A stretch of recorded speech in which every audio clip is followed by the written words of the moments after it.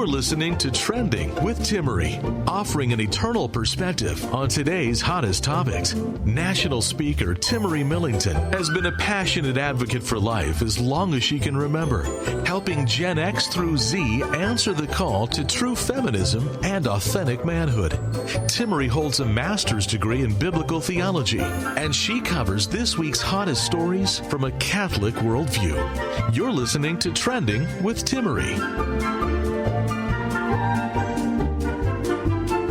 Hey, how you doing? Are you going a little stir crazy, getting that cabin fever? You know, it's been fascinating. We've seen so many people out and about, more active in their neighborhoods, hanging out on the drive with their kids. It's been a great thing to see. I have with me today Father Tim Grumbach, who's joining me via the phone today as we're in the midst of our quarantine here in California. Everyone keeping separate, lots of social distancing going on. Coming up, we're going to be talking about some really intriguing things that Orlando Bloom has had to say. So don't go away. You'll want to hear that. He's talking about celibacy, pornography, and more. We'll also be talking about what's going on with men. Are the men in society where we need them to be given the current state of affairs? Again, joining me today is Father Tim Grumbach. Father Tim, how you doing? Pretty good. This is so very different. I really miss being in the studio with you there, but I honestly believe, and I've been saying this about the church and everything, we are just kind of making things up as we go along. And so we have the technology to do it. So it's amazing to still be able to reach out and to be a part of all this. Amen. Thank you for joining me. And a little later on this week, for those who want to listen, they can catch the episode where Father Tim's going to be talking about what's going on with the coronavirus from the perspective of our Catholic priests as well. So you want to catch that episode as well. You can find it at radiotrending.com. So Father Tim, first and foremost on my mind right now, I've been so frustrated because we've seen that unfortunately, either the Planned Parenthood abortion clinics are either refusing to close when they should be, or in some cases, like in California, California Governor Gavin Newsom here has decided that Planned Parenthood abortion clinics are necessary medical care, and they are keeping the doors open to the abortion clinics. And there's, I think, a lot we can do about this, but isn't it heartbreaking that at a time of disarray, of crisis for a lot of people, unfortunately, places like Planned Parenthood can utilize scare tactics to make people believe that they will have no future if they have a child? And it's that use of the word essential, isn't it? That word is going around almost as much as the term social distancing. And to use the word essential with abortions, that's something that we in the pro-life movement have been trying to fight against, is any semblance of understanding that abortions are something that are essential, that there is any time that an abortion is a necessary medical action. So to use the word essential during this time, it's really not very helpful. There's a lot we can do to make a difference right now. Unfortunately, 40 Days for Life campaigns have been suspended. And you can imagine that the pro-abortion industry is so happy that people aren't outside on the sidewalks praying and counseling as much as they had been.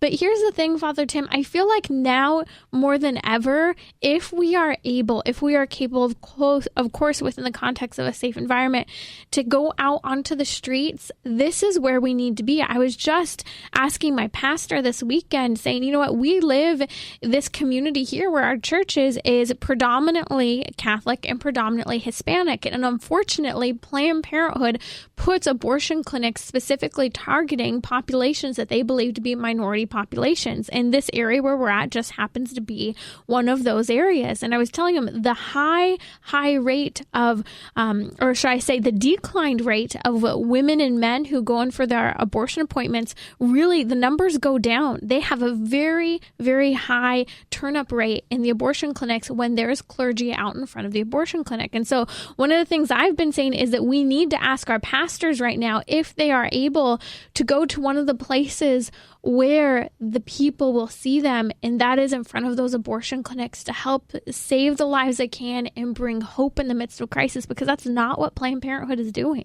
Right, and it's kind of feeding off this sense of isolation and loneliness that I'm sure there are so many people affected by the decision to have an abortion who are facing a lot of loneliness. And not receiving support from family and friends and their community around them, so they feel that they've been given no other choice.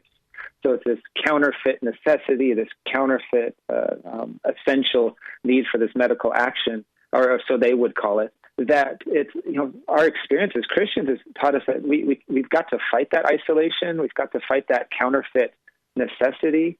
And, I was just thinking about this morning, offering my first Mass for the day, and I'll be offering another one later today in private. This isolation is something that keeps us from the true healing that we need, because it's the story of a man who's at the pool in Jerusalem and waiting for somebody to bring him down to the healing waters. And when nobody will come and bring him down, Jesus comes and finds him and gives him a deeper healing than he needs. And so while organizations like Planned Parenthood, any abortion clinic, is trying to offer their services, if you will call them that, as some kind of healing physical remedy, that we have something so much more powerful to offer, and that has to happen in community. So as priests, as seminarians, I can tell you from my own experience as a seminarian that a few times I was invited by other seminarians, and we went and we prayed a rosary outside of an abortion clinic, that the community is needed. And it might be uncomfortable to be out there at first, but the community that comes with it is the only solution, the only way to resolve all of this when people are facing that isolation, that loneliness, especially in this time. That's Father Tim Grumbach. You're listening to Trending with Timmerie. Father Tim Grumbach can be found on Instagram, Twitter, and Facebook. I'll be sure to post the links out to him on social media.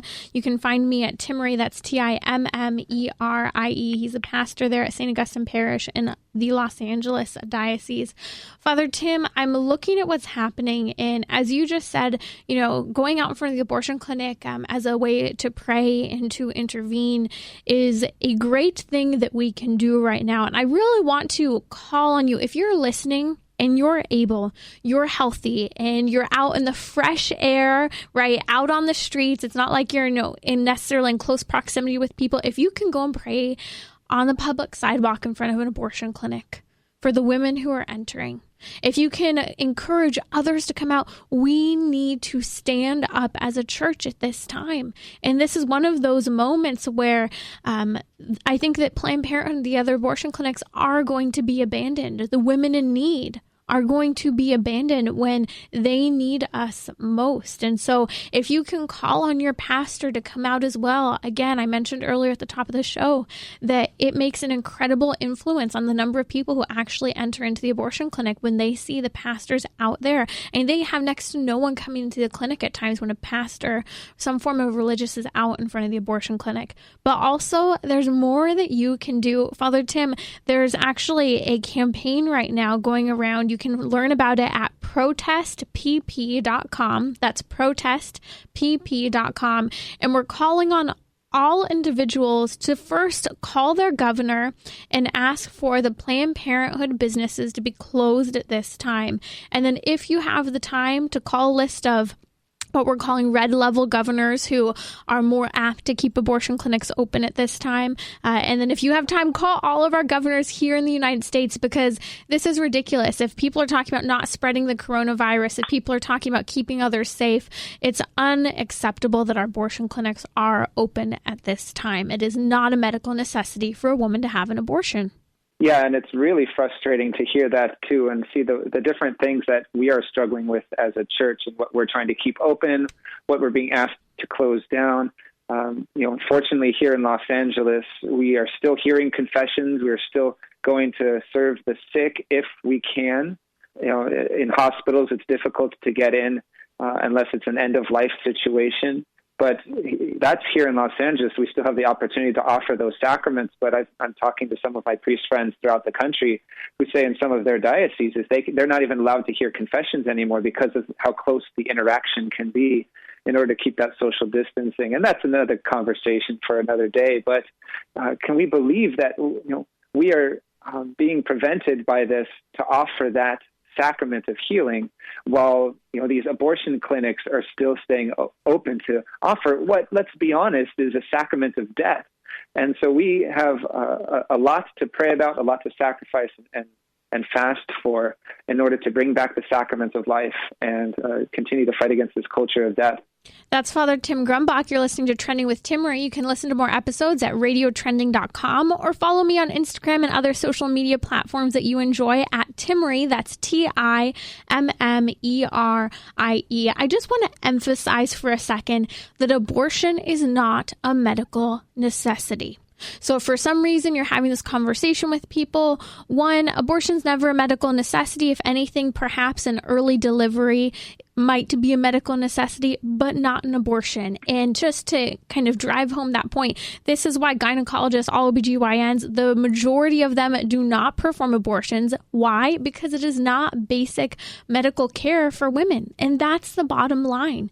And so that's something we have to remember. And I really, really want to encourage everyone, go to protestpp.com. Again, that's protestpp.com. You can pull up the contact information for your California governor or whatever state you may be in to ask them to keep the abortion clinics closed at this time. And it's so easy. It maybe takes 30, 45 seconds to put that call in, and there's a script right in front of you of exactly what you have to say. Trust me when I say it'll only take you a minute. And I do think we're already starting to see some victories. If I saw correctly, I think Texas is considering it, is already putting it through to close down abortion clinics in their state. And so this can be done. And we have a lot of encouragement, and we know that our Lord will be victorious over this, and that he can use even the most dire of moments to bring about his greatest victories. So we're going to continue to make those calls, continue to reach out to our elected officials, and really hope and pray that they will have the best in store and seeking justice for those who are the poorest of the poor. Timmerie will be right back. Send her a tweet at Timmerie. That's Timmerie. You're listening to Trending with Timmerie, where morality and culture meet, offering an eternal perspective on today's hottest topics. I'm back with Father Tim Grumbach. Thanks for being with us. A little later on in the show, we're going to be talking about some comments from Orlando Bloom, recently engaged. He's talking about pornography, celibacy. Did you know that he was celibate for 6 months? We'll be coming back to that in just a bit.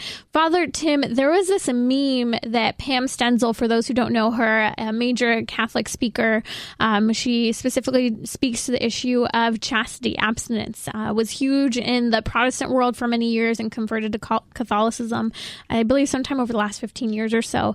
And she has just been an absolute warrior in presenting the lifestyle of abstinence to young people from both a secular perspective and a Christian perspective. But she posted this meme, Father Tim, that got a lot of response, and then I posted it, and I have gotten so many messages over the last few days about this meme. So here it is, and I'll be sure to repost it again on my Instagram at Timmerie. That's Timmerie. But here's what it says. Women now looking over at their boyfriends, wondering if that fool can hunt, make a fire, etc. And now you're second guessing them skinny jeans. This is going to have to become a part of my wedding prep, I think. Is that, just kind of, women will be, not that I pretend to know what women are looking for, but they're going to be looking for certain things, women looking for different things in men. But it's going to be important to ask these questions of what are you looking for in a man? And, this honest, does this man, fulfill these things? And if not, how are you going to live together? And one of my favorite questions now to ask is, if you were quarantined with this man, or speaking to the man, if you were quarantined with this woman for 2 weeks during a coronavirus, would you be able to survive? Would you be able to find the space that you need for your own privacy, but will you also have things that you can share with one another? And, these are serious questions that one must ask. Right. And, I have to say, just seeing how my husband has responded to little things that have been going on, if this were to get worse, and I don't think it's going to get to this point, there could be people, looting grocery stores, looting houses. And I know that one of the things my husband has done is to take extra protective measures, just even within our own home, to make sure that we are safe. And so there's a lot of, I think, validity to this meme, because it's addressing the fact that I think in a way, way that has not really hit women before necessarily, especially some of the younger girls in particular. They're questioning like, hey, would he be able to protect me? Would he be able, if necessary, to be a hunter-gatherer in a different way, or to even just be creative? Would he be capable? Would he be courageous enough to do it? Would he even be willing to do it? I think all of these questions are very valid questions. Yeah. And it's something amazing to see as couples grow in their marriage to one another. And that is maybe something people might not think explicitly, but they might live it that way, is that they won't get married until they have this person figured out. But that the whole journey and experience of marriage is about learning about who this other person is in the light of the promise that you've made before God, and that God has invited into you, in you, and God has prepared for this from the moment that you were created. I was just with a couple a few weeks ago, an older couple, and parishioners here at St. Augustine, and they wanted me to share this story whenever I could to prepare couples for marriage and just to encourage people in the most difficult of times. But the husband just passed away a couple of weeks ago, and it's really difficult during this time because, we felt like our prayers weren't answered for his healing. And also he deserves this great big funeral, and we can't do that right now. And so, God is transforming us through our prayers. But one of the most beautiful moments that the wife shared with me was that, after so long together, that in this moment, to watch him struggle for healing, she was learning like 15 new things about him, that during their long marriage together, whenever he got like a cold or something like that, he would cry like a baby, she said. But as she watched him trying to recover from some serious strokes, she saw the fight in him, and she was learning something new about him. And it was so profound and so humbling to stand in that sacred space and then to be asked to share that married couples from the very beginning of their relationship can be looking for these things, but to know that you're not going to know everything there is to know about this person. But these questions are still going to be so important, and they're going to unveil themselves in some of the most difficult of times, is the fight that the man has to continue to live and to care for his bride and his family, but also the love that the wife can have for her husband when he can't even take care of himself anymore. And so just a really profound encounter with the way that God's love makes itself known through married life. That's Father Tim Grumbach. You're listening to Trending with Timmerie. We're talking essentially about that male-female dynamic, that discernment of who are we going to date? Who are we going to marry? Who are we going to spend the rest of our lives with? And that question of skills is coming up in a way that it hasn't come up in a while. And even just this example, the story that you just told, Father Tim, that question of, does someone have the skill set and the discipline to fight to the end for what their responsibility is? Because ultimately, we're responsible for what we do up until our death. From there, we can't change things. And so here was a man who was clearly fighting to continue to be able to provide for and care for his family. And at the same time, we're living at a point in history where people don't know how to do basic skills around the home, changing a doorknob, for example, or, oiling some hinges on a door so that it doesn't squeak, which are really simple things. And if we, made the effort, or if someone was willing to mentor, I think especially like young men today, it would make a big difference in, I think, empowering the next generation to take a deeper level of responsibility. And that sense also comes from some indifference as well. I can see it in my own life, the way growing up where, not an indifference of like, I don't care, but I'm just willing to adapt to a lot of things that are broken around me. And that can be frustrating to some people. So it depends kind of on the temperament. Like I will just let some things fall apart around me, and I'll just get used to it. And my dad, who's a car guy, and he loves, putting things back together, taking them apart and putting them back together. He doesn't understand me in that way, I don't think. And he's like, I don't get it. Why you just, you don't just take care of things. I'm like, because, it's not that I don't care, or it's not really this indifference of not caring, but, I see it as something of I'm willing just to adapt to things as they are. Yeah, It's funny that you say that, Father Tim. Sorry to interrupt there. No, it's okay. But it's this level of, I like where you talked about, it's not that you're indifferent, but some people may be indifferent. But there's this adaptability. Right. And I think that is really a skill that men should have. I think we should all have, right? That, whatever's going on, whether it's a crisis of the coronavirus and everyone's stuck in a small space at home now, or, something's broken and maybe you don't have the time or can't afford to fix it, that we're willing to adapt. But I think on another level, although that adaptability is really good, I know that there's a lot of male-female dynamic that occurs where, maybe one spouse is really prioritizing fixing something and the other spouse is like, well, this is a low priority in comparison to everything else that's going on. So yes, I'm going to fix it, but I'm going to fix it in my timing. And I think that that's the challenge where that adaptability and indifference, I think sometimes we don't know which one is actually present. Yeah, that priority term is so key right there, is that what some people might see as that's not a very high priority, the other person might see, oh, you just don't care about it at all. And so that communication needs to happen right there. But I think another issue really is the availability of information on how to learn to do things. Is that, I could just jump on YouTube and learn how to do almost anything. I don't need to ask my dad to teach me how to, change my oil or fix my battery or anything like that on my car. I don't need to have that in-person communication anymore. And so maybe because it's so easy to find that information that we're losing that personal touch of how to learn how to do things. And we can just kind of rely on, the information's out there. And for some people that might be, it's so accessible that they don't even access it. And for others, it's just a matter of, I'm not learning from my father how to do things that he did my whole life to take care of me. Or some people facing the problem of not having a father or a father figure in their life.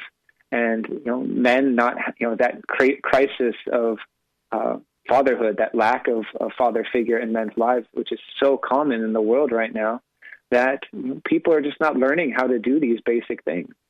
That's Father Tim Grumbach. You're listening to Trending with Timmerie. Don't miss an episode. Head over to radiotrending.com where you can subscribe to the podcast on whatever platform you like to listen to podcasts on so that you can take us with you on the road. Father Tim, you were talking about how there's this kind of lack in our culture, even for yourself, of, going maybe and asking your dad how to do something, because there's so many incredible resources that are actually available to us that we only really seek them out when we need them. But isn't that a problem? That I think there's an element of maybe we're only seeking out the guidance we need when we have exhausted all resources via our technology, when we vented on Facebook, you know what I mean? When we've searched for a bunch of self-help videos on YouTube, and there's this kind of lack of connectiveness that occurs sometimes as a result. And it keeps making me think, I think it was a Gillette commercial. I might be totally wrong, but there was a commercial about sometime in the last year and a half, 2 years, and around Father's Day. And I want to say it had to do with shaving, of like, go ask your dad how to do this. And I thought it was really neat because I think in our culture, not only have men maybe stepped down from their responsibilities, but the culture has made men irrelevant at times by not holding that deeper level of need for them because of technology. Yeah, I remember that ad, and I remember thinking about that a lot, is the lack of fatherhood, and as something as simple as just teaching a young man how to shave, or when to begin shaving, or these little things that a dad might feel this tremendous pressure to run their son's life, but it's just these tiniest little things that the men can look up to and learn how to pass on to other men in their lives. That's Father Tim Grumbach. We'll be right back here on Trending. We'll be talking about dating and even Orlando Bloom here on the show. You can listen to more of Trending via the podcast on iTunes or the iHeartRadio app, where you can share your favorite episodes. You're listening to Trending with Timmerie.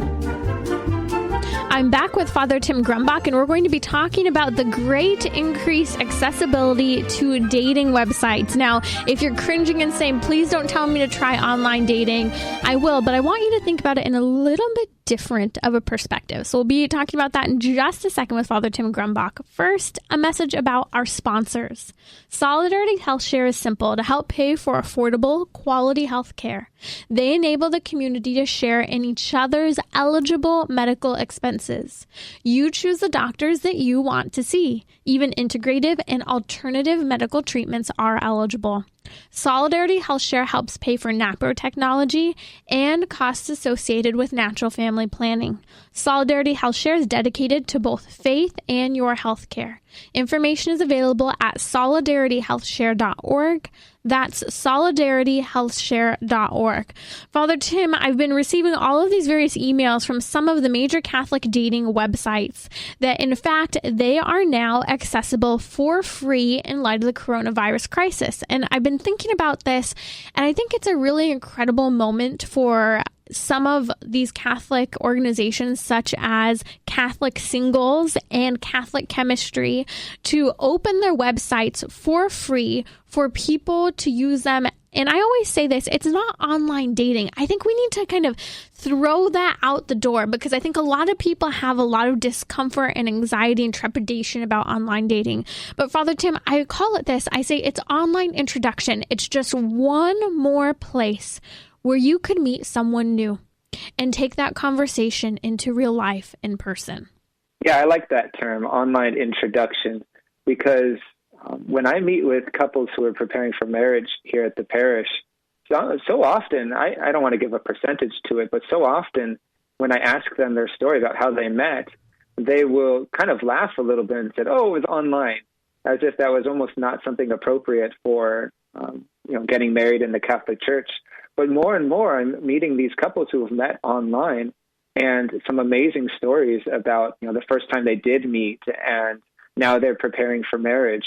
And so I was a little suspicious at first, maybe as a seminarian and learning about marriage preparation, and how deep can these relationships go if they started online. But that might be a kind of an illusion we've set up for ourselves, that, maybe they were like in a chat room together or something like that, kind of thinking back to the old AOL chat room days and whatnot. But that this is something that can be very legitimate. And I've celebrated some marriages and seen some very holy marriages come out of this online introduction. And so it's not something to be afraid about. And I've even had couples kind of say, yeah, we have our made-up story about how we met, kind of jokingly. Yes, I know those. But it's so beautiful to see that technology is allowing for these introductions, especially for some women and some men who don't feel comfortable going out to the bar scene or other social settings, that they can still reach out and meet real people. And we have to kind of redefine what we mean by real life, don't we?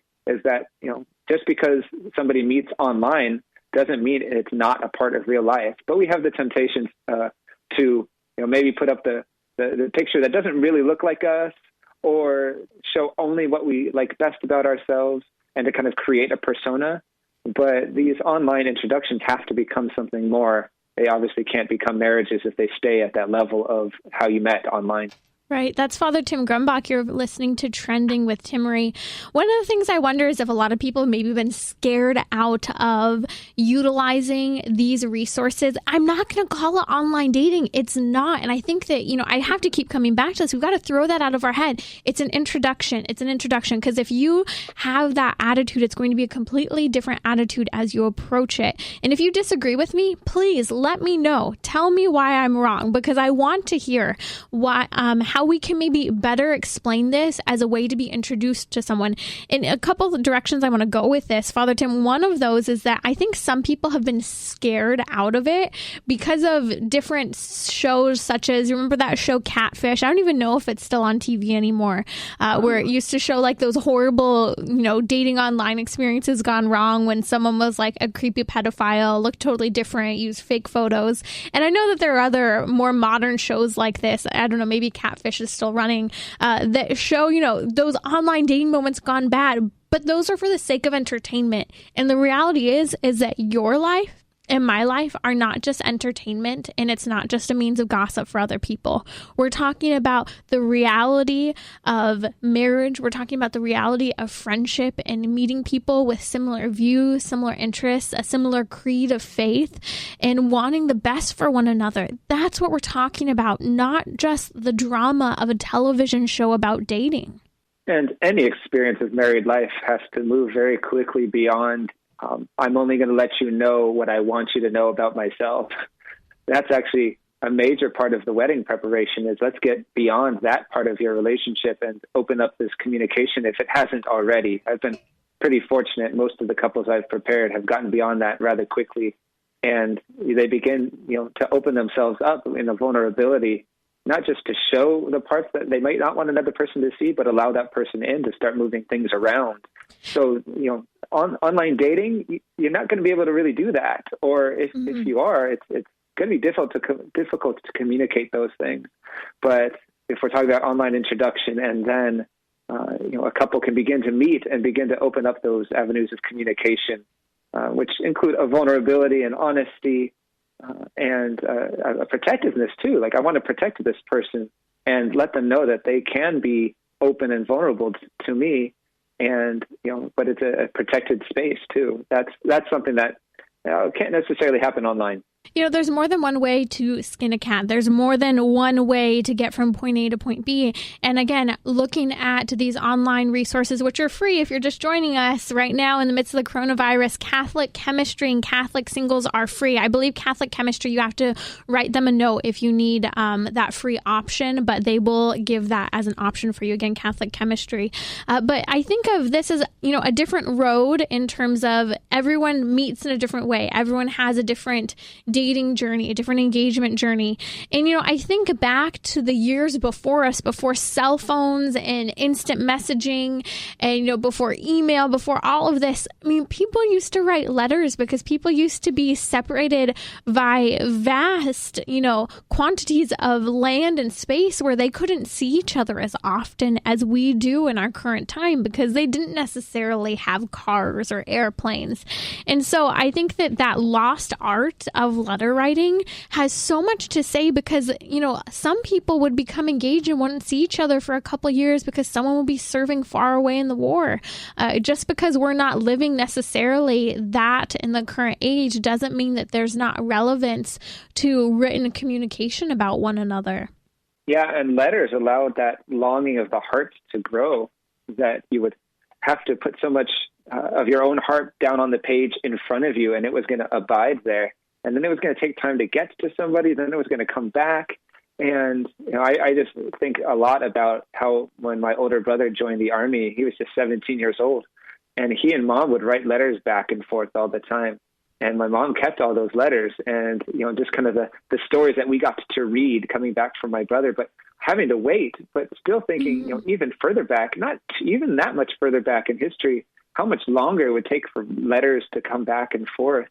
That we have moved to this expectation of immediacy, which isn't entirely healthy, but it also allows us to say, okay, I've written all this down and I can delete it with just a single button. Right. Or it doesn't allow for that longing of the heart to grow the same way that letter writing did.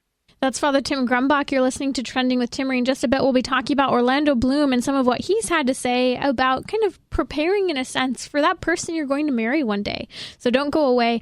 Father Tim, I've been talking to my sister lately about how there's just this increase in loneliness, depression, anxiety, and even suicide among young people that is so tragic. And she was talking about how it's so common, especially among people from having been overconsumed by social media. It makes us feel less than. It makes us overly compare things. It just is so consuming that we're missing out on real life. And so she and I have been talking about, well, let's write more letters together because there's this joy of staying connected with people on social media, but there's an even greater joy of maybe receiving it in the small gift of a letter in the mail where, like you said, we maybe share things in a different way than we would on an Instagram message or a post on Facebook, right? Yeah, sharing it in a very different way. And I keep coming back to that word abide. Somebody used that once, whether we're journaling or if we're writing letters, that it abides right there in front of us, that we pick our words carefully and we want to express ourselves so carefully, especially when you don't have an autocorrect fixing everything. That way, without that autocorrect, without that safety net, you want to make sure that you're being heard in a very careful way. And that's an important part of the communication that goes into dating and married life. This phase we're in right now with the coronavirus will pass. And so I want to just give a little bit of an update because I know a lot of young couples right now who are engaged or who had weddings planned, all that preparation for the wedding. For some, the marriages are being postponed because of the coronavirus, or they're having to scale down to more of a private celebration. What's happening from the Catholic Church's perspective on marriages? It depends on the diocese, really. Here in Los Angeles, we are still going along with the marriages that we've scheduled, but we have to limit it to 10 people or less in the church at a time, which is really difficult because we want our weddings to be big and to be a celebration of the life that we have ahead of us. But this is a really serious thing that we're considering, and some dioceses have canceled the weddings altogether. So hopefully that's something that can be just merely postponed rather than canceled. But there are some beautiful videos online of people celebrating their weddings during this time, and just with the humility to celebrate in an empty church while their friends and family wait out in the parking lot, but to come out with the same celebration and the same life, knowing that this is how our life started, but this is going to transform us and place us into an experience of the sacrament that is show that, hey, we love each other, and no matter what's happening in the world, God is going to love us through this marriage and love the world through it as well.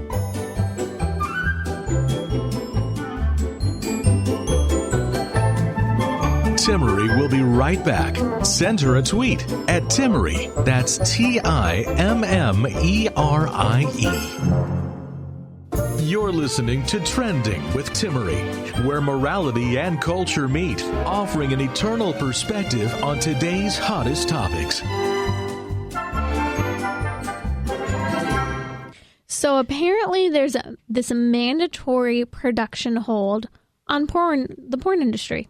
I mean, shouldn't this be reasonable in light of the coronavirus that they're temporarily putting a production kind of pause on pornography? Well, believe it or not, it actually has nothing to do with a coronavirus. They put a temporary pause on production for pornography because of questions surrounding sexually transmitted disease testing. Isn't that fascinating? Father Tim Grumbach is here with me here on Trending. Father Tim, what are your thoughts on this one? We take every little victory we can when it comes to shutting down the porn industry.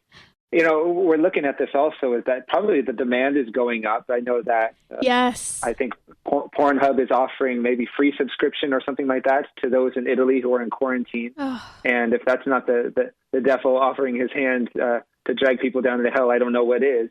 But that finally the production is being put on hold. And, you know, that's, again, we talked about this with the abortion industry earlier in this episode, is that we are doing so much that we can as a church and as citizens to stop the spread of this, to be careful, to make sacrifices for the sake of those who are vulnerable to the coronavirus.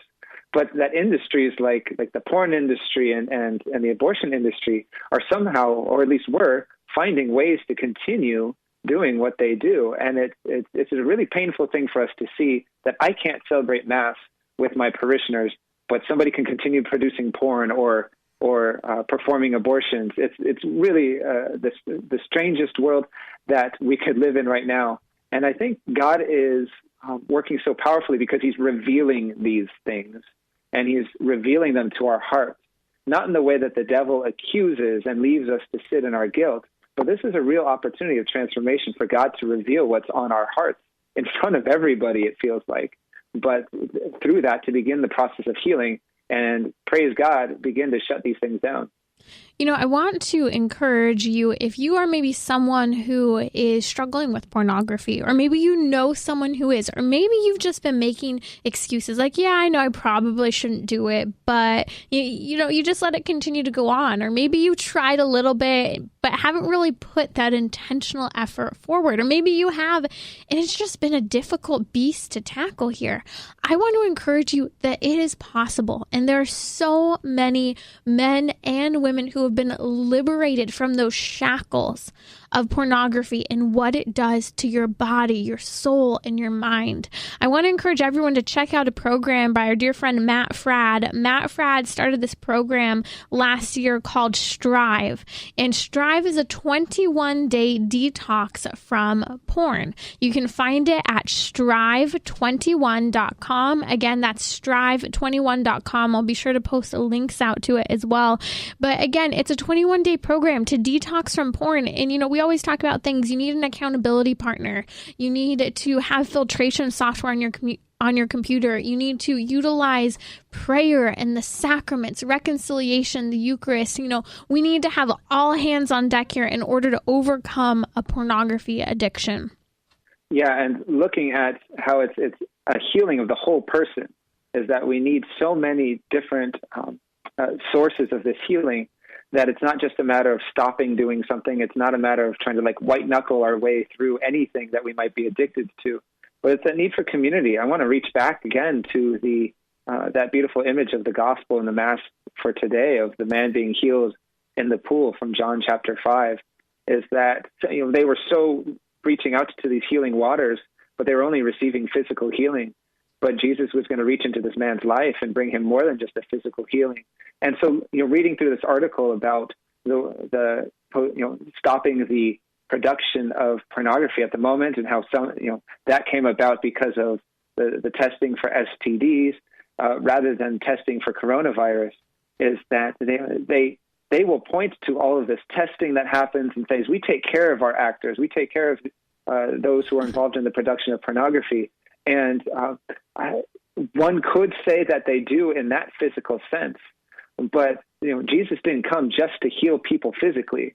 Almost every physical healing that Jesus performs in the Gospels comes along with a spiritual healing, a forgiveness of sins.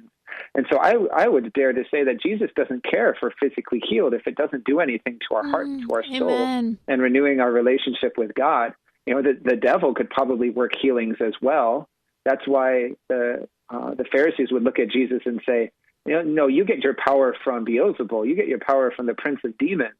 So they kind of expected that even the prince of demons could be working these healings, but that Jesus is pointing in every one of the healings, especially in the Gospel of John, that this is about more than a work of power. This is more than physical healing, but we need to do something deeper, and it reveals how Jesus renews the covenant that we have with God. And so to point at an industry like the pornography industry and say they take care of their actors and their physical health, well, we have seen too many stories of people not only physically but also mentally and spiritually destroyed by that industry. You're listening to Trending with Timmerie. That's Father Tim Grumbach. I'll be sure to post out links to his social media. Always a joy to follow Father Tim and his posts. You can find me at Timmerie. That's Timmerie. What's your social media handle on Instagram, Father Tim? It's at Father_Tim_Grumbach, I think. We'll post links out to it. You'll be able to find my name on there. It's not Daddy Wop anymore. So. It always reminded me, I know you hated this, of the NSYNC song Dirly Bop. I think that's probably part of the reason why you changed it, because I kept bugging you about that. It was time. I keep looking back to this story and how, so there's a lockdown in production of porn, there's a hold. And so what we've seen is that there's been an increase in both independent and, major porn corporations doing more work in what are considered cam girls. And if I understand this correctly, it's just one girl in front of a camera. You can watch her nude, folding her laundry, cooking. You can watch her performing various acts, just her live there on the camera. And so basically this solo performance increase is just really heartbreaking, because I keep coming back to, and maybe you're disagreeing with me. Maybe you think, there's nothing wrong with pornography. But I love looking at the words that St. John Paul the Great had to say as Karol Wojtyla in Love and Responsibility, when he talks about how the problem with pornography isn't that it shows too much. It's that it shows too little. And I have to say, I'm someone who's coming from the fitness world, from the performing arts world, with a major background in dance. And I have an incredible respect for the human body and the beauty of the human body. I think the body is gorgeous. And I get it. Sometimes, there are different types of fashion where you can't deny that, especially the woman's body is gorgeous. But at the same time, What's being communicated? What sense of self-respect is communicated within her? What sense of, confidence is being communicated? Is it just because she's showing off her body? Or, what type of message are people having in their minds about that individual? And so that idea that it shows too little is really at the core, because we're a body and a soul. There's more to who we are than just what we look like. And I think that that's what's so important to understand with this entire pornography issue. And we were made for and by relationship too. And it's impossible to have a relationship with a cam girl. I'm sorry to have to speak that way, but I'm not sorry, because it's impossible to have a relationship with a cam girl. Unless you consider the relationship, I believe it was C.S. Lewis who talked about the way of fantasizing about women, especially something like this, would be like you've created a harem of women in your own mind and your own heart, and you can call on them to do whatever you demand of them. And so you're using them in your mind, and you're not truly having a relationship with them. And it's going to affect not just you, or not just the women that you are forcing to do what you may want them to do in your own mind and your own heart, but it's going to affect every other woman that you come across. As a man, I can say it can affect the way that I would see any other woman that I come across if I developed this harem of fantasy women in my mind. And that is something that this rise in the popularity of cam girls is doing right now, and has been doing with websites for pornography and the availability and how easy it is for anybody to access these things. And, the question has to be asked, what happens to the poor women in real life? If a man has, or even a woman has, a sense of fantasy in her head, this harem of women and so forth, what happens when you have certain unrealistic expectations placed on women? That's a whole nother conversation, and it's scary, but it's something to keep in mind. I want to touch on some of the good stuff, because there are incredible voices out there right now talking about their own past with pornography addiction, being liberated from it. I think of someone, you sent something over, Father Tim, this morning, of Terry Crews and how he wears T-shirts that say porn kills. But a new story came out just this week about Orlando Bloom, and how before he became engaged and dated Katy Perry, he recognizes he lived kind of that Playboy lifestyle, and it was a friend who recommended to him that he quote unquote live celibacy, right? Be chaste, abstain from sex for 6 months before trying someone else out that was new. And it was really good for him moving forward. Yeah, and they use the word celibacy in that article. He probably uses it himself, but we know that that has a very specific meaning of promising not to be married, and so living the chaste life through a virginity, really.